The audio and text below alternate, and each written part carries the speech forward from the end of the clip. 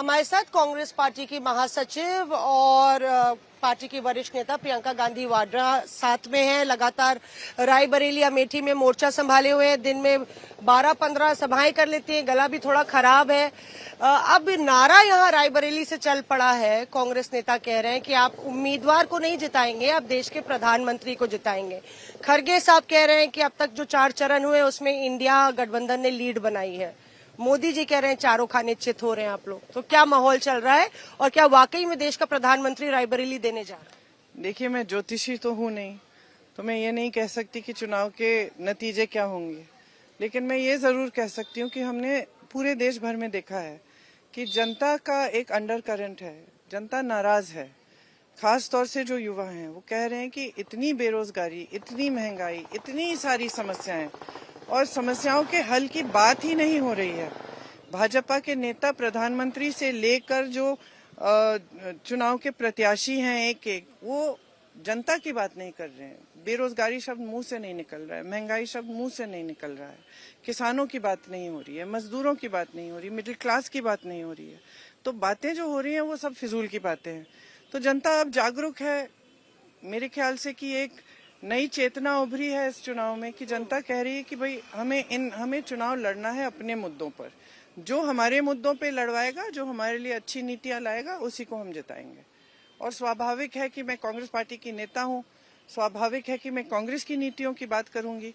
और हमारे इस बार जो हम गारंटी ला रहे हैं, जो 1 लाख रुपए सालाना महिलाओं के खाते में डालने की बात है, जो नौजवानों के लिए, स्नातक पास के लिए नौकरी की बात है कि 1 लाख रुपए उनके लिए भी सालाना होंगे।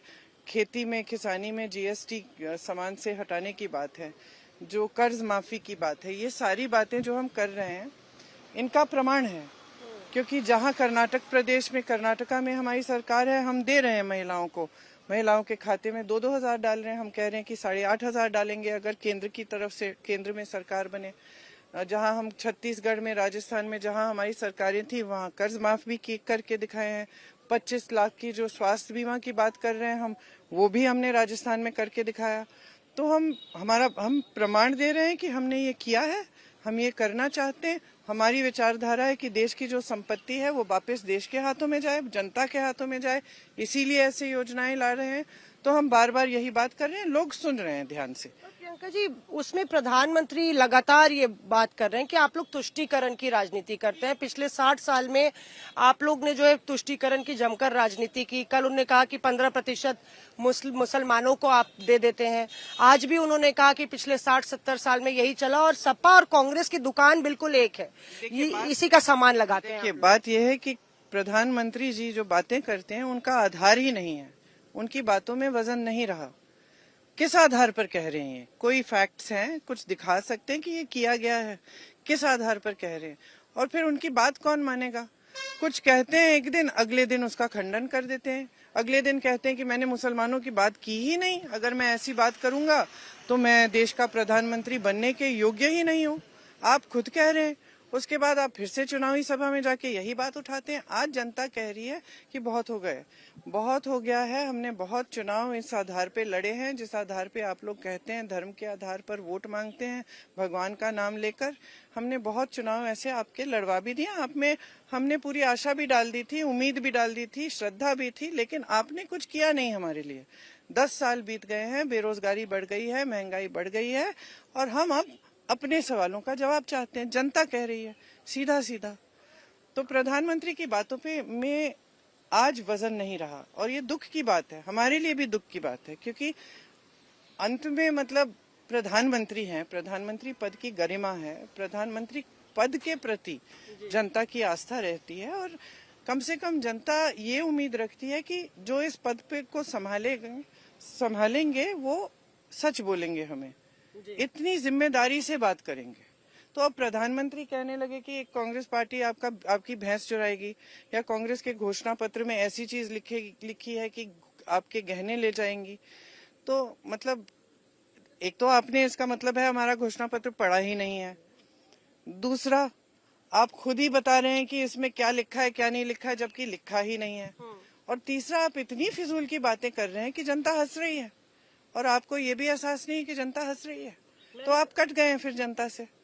उत्तर प्रदेश में जब आप प्रभारी थी, मेरा आखिरी सवाल मेरा, आप उन्नाव के बारे में, उन्नाव की बेटी के बारे में बात करती थी। आपने लगातार निर्भया से लेकर तमाम बारी मसला ये उठाया, चाहे वो पहलवानों का मसला हो, शोषण को लेके, और अभी जो है स्वाति मालीवाल को लेके आम आदमी पार्टी में एक बड़ा हड़कंप चल रहा है कि, और ये भी सवाल किए जा रहे हैं बीजेपी द्वारा कि इंडिया ब्लॉक के सारे नेता, खासतौर से प्रियंका गांधी जो महिला सुरक्षा के लिए बोलती हैं, एक राज्यसभा सांसद के साथ अभद्रता होती है, जिसमें संजय सिंह भी बोलते हैं कार्रवाई होगी।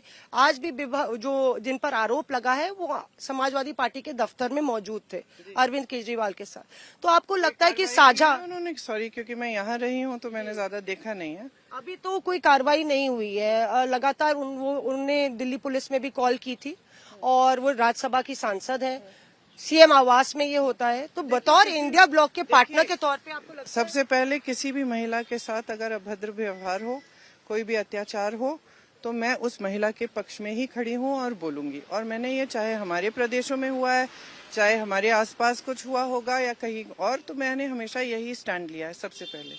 लेकिन भाजपा के नेता कैसे बोल सकते हैं? हाथरस में जो हुआ, उस लड़की को जलाया गया, उसके माता पिता को अंतिम संस्कार नहीं करने दिया, माता रो के मुझे कह रही है कि मुझे अपनी बेटी का चेहरा भी नहीं देखने दिया। ये भाजपा की सरकार का काम था। उन्नाव में जो हुआ, भाजपा की सरकार ने किसका पक्ष लिया? मदद किया उस लड़की को जो ओलंपिक की महिला थी, मेडल जीत के आती हैं तो मोदी जी के घर जाती हैं, मोदी जी चाय पिलाते हैं, फोटो खिंचवाते हैं, पूरा भाजपा बोलता है मोदी जी है तो मुमकिन है कि मेडल मिल रहा है।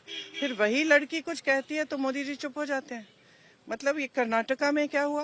कर्नाटका में मंच पे खड़े हैं, इनके साथ वोट मांग रहे हैं, और जब इतनी बड़ी चीज होती है वो आदमी निकल जाता है देश से, और आप कह रहे हैं आपको पता नहीं है।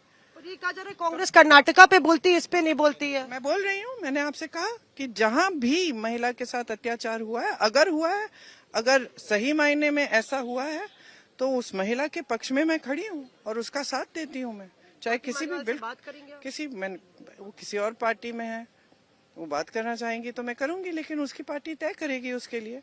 और मेरे ख्याल से अगर केजरीवाल जी, अगर ऐसा हुआ है और केजरीवाल जी को मालूम है इस चीज के बारे में अभी, क्योंकि स्वाति जी ने बोला, तो आई एम श्योर कि केजरीवाल जी सही कार्रवाई करेंगे और इसके लिए कुछ वो सोल्यूशन ढूंढेंगे, मतलब जो स्वाति जी के लिए उनको एक्सेप्टेबल हो।